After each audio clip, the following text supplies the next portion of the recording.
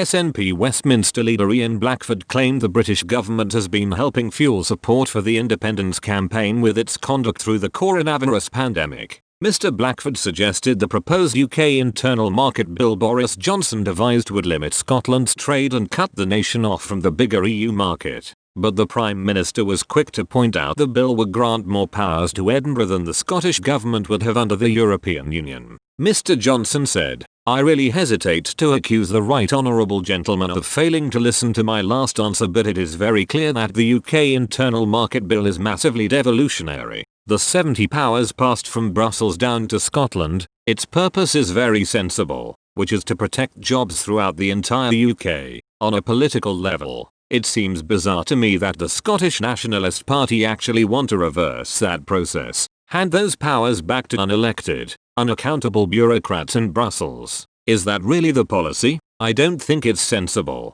Once the UK has left the single market and the customs union in December, the country will no longer be bound to EU regulations, and Westminster is set to repatriate powers on several areas. The devolved nations are also expected to regain full control of key sectors, which however could create some internal divergence within the UK. Mr. Blackford suggested the government is now panicking at the prospect of further division, with Scotland fueling support for independence. The SNP Westminster leader said, the Tory party held a political cabinet with the Prime Minister in a panic about the majority and increasing support of Scottish independence. Apparently, their great strategy amounts to more UK cabinet members coming to Scotland. Can I tell the Prime Minister the more Scotland sees of this UK government, the more convinced they are for the need of Scottish independence. A far better plan would be to listen to the will of the Scottish people." SNP MPs Stuart Hose, Margaret Ferrier and Joanna Cherry earlier this week backed a motion calling for Scotland to receive additional powers to help shape post-Brexit trade agreements.